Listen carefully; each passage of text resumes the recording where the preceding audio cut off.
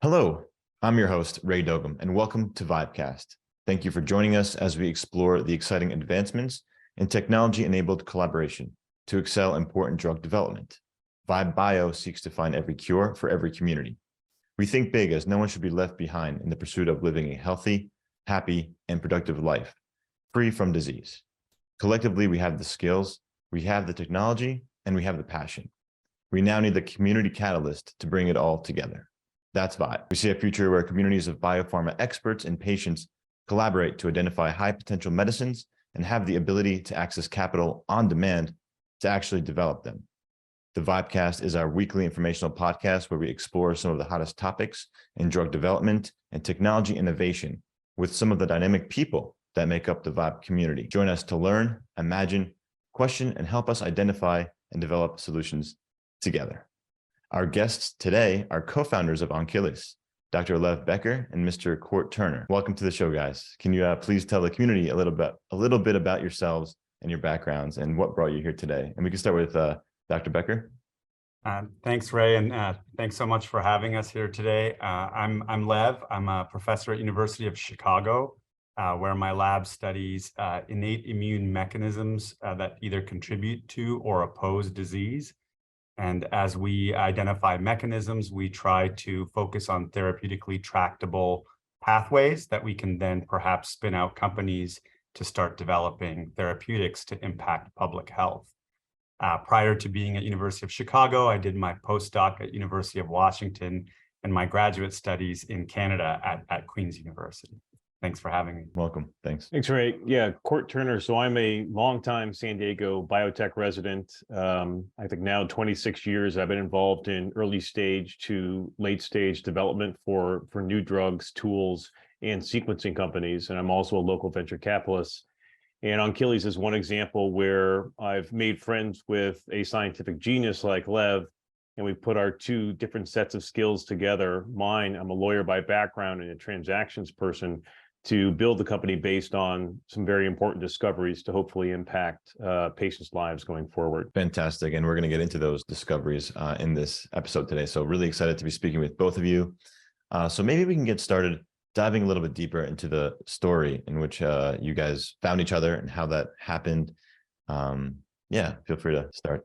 Yeah, so I mean, one of the things I've done over the years is when I'm in a particular city, I will stop on a university campus of note, and University of Chicago was the situation in this case. And I wanted to meet some of the up and coming professors that might be, the next generation of sources of discovery for new biotech companies. And so I had a chance to meet Lev, who had been working on a number of things, and we became friends, worked on a project together. And then one day he called me and said, I think I may have found something. And he walked me through it. And maybe, Lev, you might want to talk about what you thought you found and the story you initially told me that got me very excited. Yeah, so, at the time, it was still very early days, but we had discovered that a specific immune cell called a neutrophil released molecules with some pretty amazing properties. These molecules could kill cancer cells independent of their genetics. And at the same doses when we treated non-cancer cells, there was just very little toxicity observed to them. It was still very early days. We didn't even know what in this extract had this property, but we knew it seemed at least the highest level, it was pretty important for us to figure it out. And I remember him telling me, and I said, well, if you can figure out what's in that extract, or basically that soup of the guts of these neutrophils that's killing cancer cells and not killing non-cancer cells, I think we've got something. As long as it's one thing and it's not 500 things doing those things. And eventually he figured out and published in Cell that there was a single molecule that is responsible for being able to kill any form of cancer and not kill normal cells in the same way. And I'm sure that paper took a lot of many years of research and diligence and work to get there. And I know we have some slides you wanted to share as well, but maybe before we get into that as well, do you think, that story is a common one? Do you think a lot of biotech founders and companies get started in the same way, or what's your take on that? I mean, I can speak from my experience, and Lev's been involved in other opportunities, but over the last number of years, you always find scientific founders. Everybody thinks their idea is a great idea. Of course, it's kind of like your first or second born, like I have the best child. And so when you meet these scientific founders, you're like, look what I discovered. And the part that I come in is I have to filter it through. We eventually have to go to the FDA and then see if we can get the FDA to say, okay, this is something we can put into people to treat particular diseases. And so there's great ideas, either the personalities don't mix or the technology doesn't mix with a regulated environment such as drug discovery. But it is personality first. Lev and I got along very well from the very beginning. So it was very clear, regardless of the discovery, we would be able to work together. So I think in my experience and some of the companies I've founded before, it starts with a friendship and then this kind of kinship around the technology. And then my job as an investor and co-founder is to make sure that I keep it on the path that in this case, Lev wanted it to be. What do you think, Lev? No, I think that's 100% right. On my end, Ray, I never go into projects thinking I'm trying to make some, therapeutically tractable discovery. We're just trying to understand how our bodies work or don't work, depending on the condition. And, when it just so happens that what we find makes sense from a therapeutic perspective, that's when we start moving forward. But of course, I had no experience in that whatsoever. And so meeting someone who's so capable and so talented at taking academic discoveries and turning them into companies that impact public health, such as what Court does, was just a great match. And as Court mentioned, we've been great friends and colleagues ever since. That's fantastic. I appreciate that story, and thanks for sharing the details behind the origins there. So I just wanted to present the slides that you guys have shared with me today. So first slide here. Would you guys like to take it? Maybe. Yeah. Lev? So I think I'll start here, and then I'll let Lev talk through the relevance of neutrophils and so on. So there's been different, arcs and stories and ways that the industry has tried to tackle cancer. Cancer is now a disease of diseases or diseases of a disease. And so there's been these focuses on precision approaches to try and treat very specific forms of cancer. And I think there's been a move now, and I think that's what Onchilles is focused on, is what would be an ideal cancer drug? What is one where, and you look at these three that we've identified, is you need something that can kill the cancer cells directly and potently. And then in that case, if you're not killing the non-cancer cells, you have the opportunity to mobilize the immune system. And so it's almost like bringing two concepts together: chemotherapy that kills things, but unfortunately it kills everything, and separately immuno-oncology, where you're trying to activate the immune system to get the immune system to also fight the cancer. And so I think in our case, what we're trying to develop the Onchilles products to do is not only potently kill the cancer cells, but also mobilize the immune system so you get this robust clinical response. And just like in bacterial infections or viral infections, just in cancer, everyone's aware there's also resistance. Over time, cancer can mutate and then become resistant to the cancer. And so what we've also tried to show, and we have plenty of data in the company itself, that we're unable at this point to generate resistance against our drug. And so, right now we're obviously in a preclinical stage. The company is focused on testing in humans early next year for its lead product. And one of the things we'll look at, of course, is one, can we kill the cancer cells directly? Two, can we kill distant tumors by mobilizing the immune system in these patients? And then separately, can we dose these patients multiple times, showing that there's not resistance? The preclinical data tells us we should have a good chance to do that. And part of that reason is really the source of this molecule that we've worked on. And Lev, maybe you might want to talk about neutrophils in general and why that kind of makes sense in terms of feeding into an ideal cancer drug. Right. So, neutrophils are part of the innate immune system in our bodies. And, that's different from the adaptive immune system, where you can think about T cells that have been really leveraged to try to develop new cancer therapies around.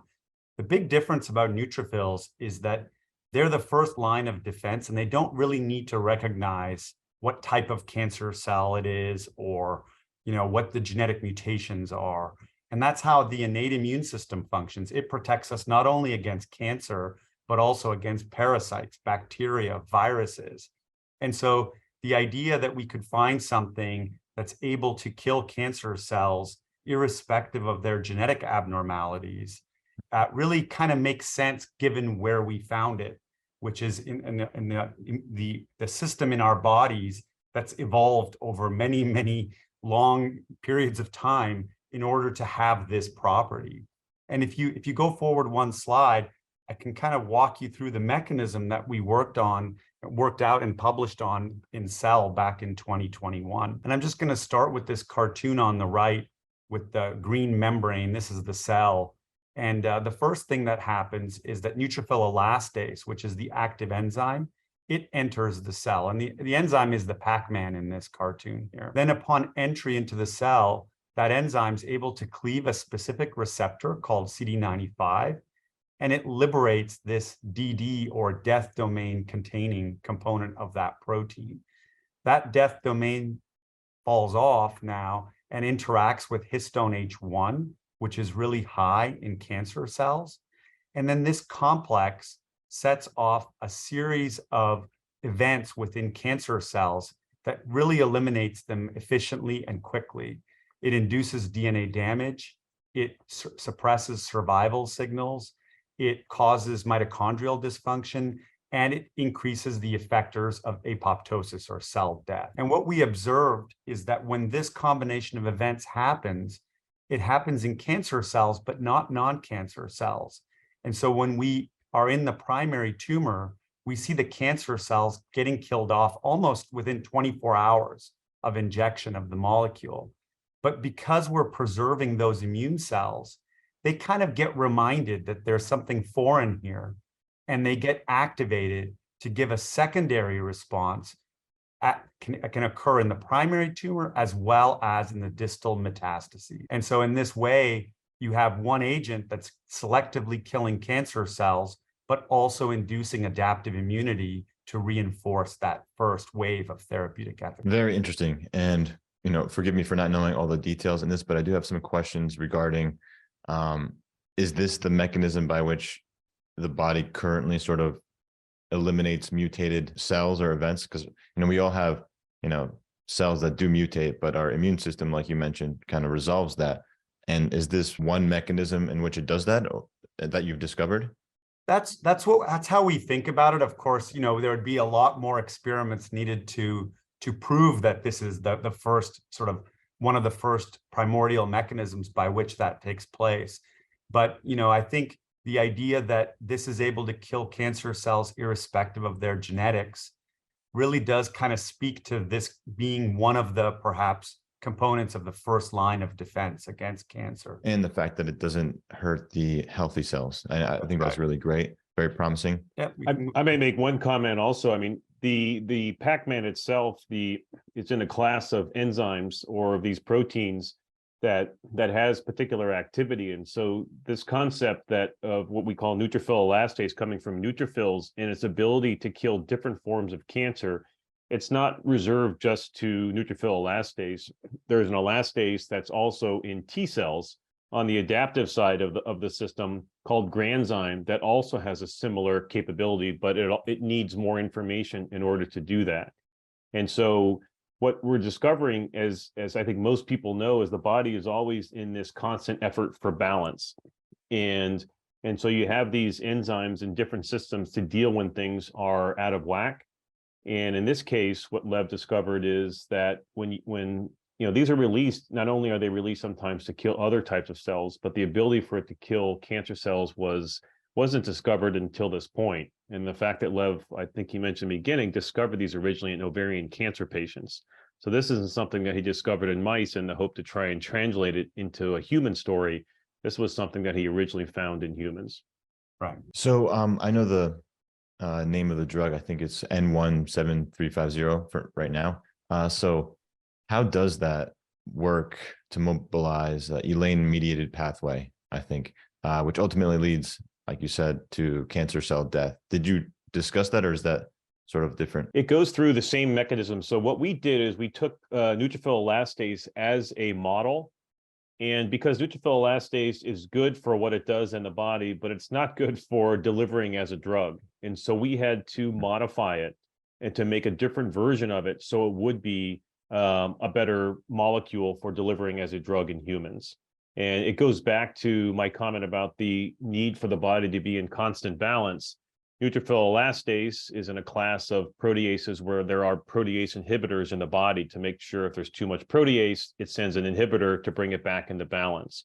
And so that phenomenon could be a negative for developing a drug. So we had to modify the protein in order for it to maintain the characteristics of its ability to kill cancer cells, not non-cancer cells, but to be able to be delivered and be effective in initially, of course, preclinical rodent models, and then eventually into humans. But it works to the exact same mechanism here. So it ticks off 1, 2, 3, and 4, the same way neutrophil elastase does in our bodies, but we had to modify it in order to make it more viable as a drug. How confident are you in the in vitro results, and will it translate to human clinical trials? Right.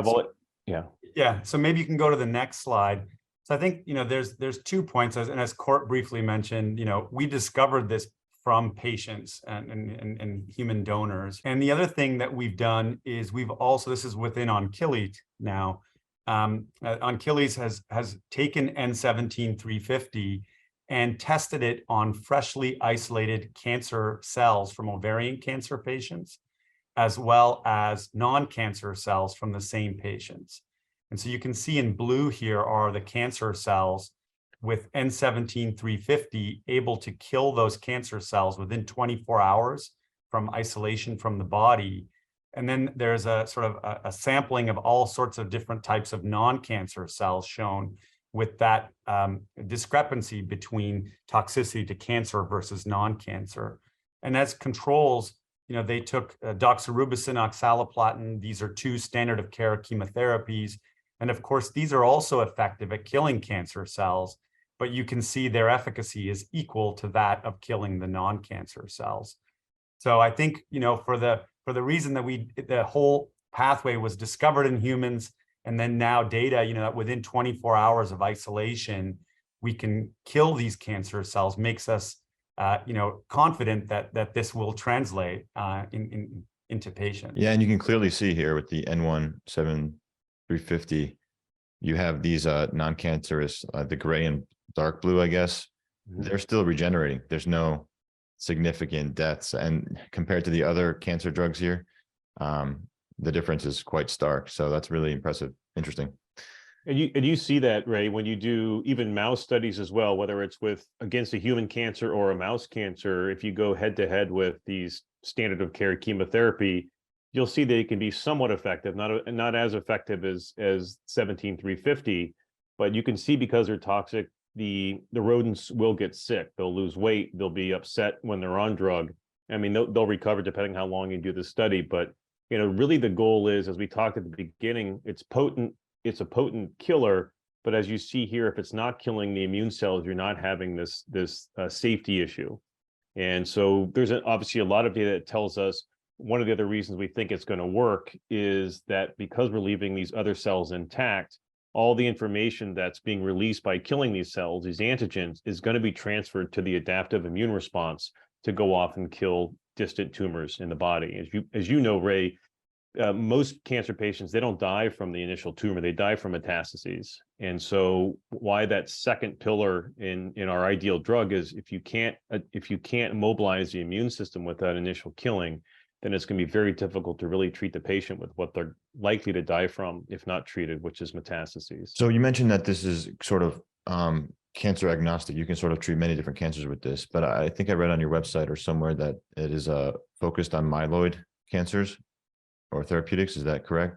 And then if so, how are you navigating like a first-in-class myeloid focused cancer therapeutic? Yeah, so the forms of the cancers are not would not be certainly myeloid derived. The therapeutics are inspired from myeloid cells, so either from the innate immune system, either from neutrophils or from macrophages. The company also has a focus on therapeutics that are derived from macrophages. So the cancers themselves for the lead drug is agnostic. And so we've tested over 60 different cancer lines in addition to many primary tumor lines similar to these ovarian cancers. That tells us that the mechanism is preserved across all the cancer types we've tested. So when you look at the mechanism in terms of what are the essential ingredients that the cancer cells need to have, they have to have a way for our drug to get in. So one of the transporters, in this case, we talked about NRP1. It needs CD95, the receptor for us to hit, and then it needs high levels of histone H1 in the cytosol in order for it to form that complex. And what we know is each of those ingredients exists across all the cancer types that we've looked at. And so of course, there's going to be certain cancers that it doesn't. But for what we've tested so far, those ingredients seem to be preserved across all the cancer types. So in your work trying to, gear up for clinical trials, can you just describe your plans and like what you're expecting to see later this year, next year, in the next few years? Yeah, sure. So we are planning to initially test in 3 tumor types. So we're going to go into head and neck cancer, triple negative breast cancer, and then what's the last one? It's cutaneous Skin, skin cancer. And so those will be started in probably the second quarter of next year. So most of this year is focused on bringing N17350 through the manufacturing process to make enough drug to finalize the toxicity studies, interactions with the FDA, and then to interact with the doctors that will be conducting the phase 1 studies for the company. Has the FDA shared any like feedback to you guys that has been helpful or maybe forced you to pivot in any way? No, I think it was, the good part about it is there's enough data there from a safety side. So most of our interactions have been around to confirm what we have planned is acceptable to the FDA. And so the FDA is not going to say yes before we submit our documents that is exactly, but they were supportive in general of what we had planned. And then we expect when we file the official documentation, we'll get official support, but nothing that made us change the manufacturing or change our approach or change our tumor types going forward. So far, so good. How has this research been funded so far? It's all been through. So since it moved into the company was founded several years ago, and it was funded by a venture capital firm that I'm a partner at called LYZZ Capital, University of Chicago, and then a number of other small investors have supported the initial financing, which was about $12 million into the company. So we've spent, from the time, a little before the publication of the Cell paper, developed proprietary molecules, and then have them now ready for moving into the clinic next year for less than $9 million. So it's been quite efficient. It's been quite efficient. How are you seeing the funding biotech? How are you seeing the biotech funding landscape, and has it affected the way you're seeking your next round of funding? And I know you're an investor, so you probably have a good insight into this. Yeah, no, I'll be honest, literally in the last couple months, it seems like it's turned. I think like our firm and others, we've spent a lot of time focused on our current portfolio to get them organized, including Onchilles. But Onchilles is on plan in terms of when it was going to raise additional funds. So we had funded the company through, so it has more than enough money to get through this year and early part of next year. And so the timing, I think, is right because it also fits with the kind of data that we're going to present. But there is, I think the funding environment is certainly very positive if it fits the certain themes that people are after. And we were just one of our Peter Havertz, who's our VP of Corporate Development, was at ASCO this year in Chicago, and it's become very clear that having molecules that are able to fit these 3 ideal criteria are of interest in cancer versus immuno-oncology or some other precision medicine approach. I think the Onchilles story is hitting well with new investors. And so we'll spend part of this time to do the next round of financing, which would support us getting to a human proof of concept set of data in our phase 1 study. Very interesting.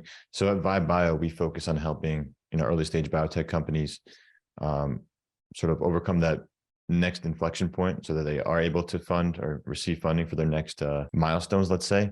So in this case, like, what would you say is your next major inflection point? I'm going to guess and say it's the clinical trials, but is there more granularity around that you want to share?